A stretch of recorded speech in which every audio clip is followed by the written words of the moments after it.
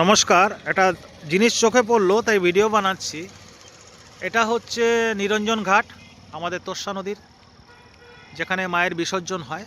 সেখানে এরকম একটা বোর্ড দেওয়া আছে, তার পাশেই এই রকমভাবে নোংরা আবর্জনা বিভিন্ন রকম সব কিছু ফেলা হচ্ছে।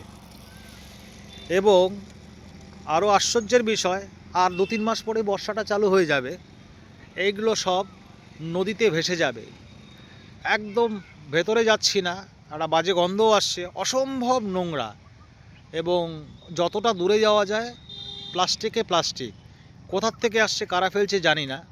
তবে আমি এই ভিডিওটা বানাচ্ছি আমাদের কুচবিহার শহরের যত সমাজসেবী সংগঠন আছে, যারা দিনের পর দিন কোভিডের পর থেকে একদিনও থামেনি, এখনও স্টিল কাজ করে চলেছে, তাদের প্রত্যেকের কাছে এটা পাঠানোর উদ্দেশ্য একটাই, যে এটা নিয়ে একটা প্রতিবাদ হোক।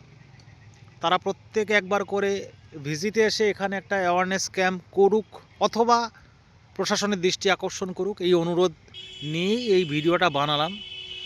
আশা করি বিষয়টা আপনারা মাথায় রাখবেন। এবং পাশেই একটা রেস্টুরেন্ট, হ্যাঁ, তাদেরও দুই একজনের সঙ্গে কথা বলার চেষ্টা করেছি। তারা বলল যে এটা আমাদের এখান থেকে হয় না, আশেপাশের লোকজনই করে।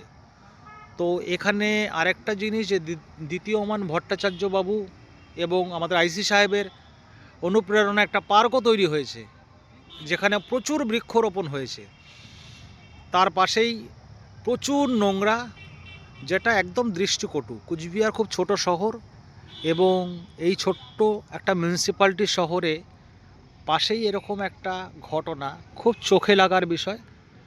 তো আপনারা প্রত্যেকটা সমাজসেবী সংগঠন যদি এটা নিয়ে একটা অ্যাওয়ারনেস ক্যাম্প করেন বা প্রশাসনের সামনে তুলে ধরেন, এটা মনে হয় ভালো হবে। নমস্কার।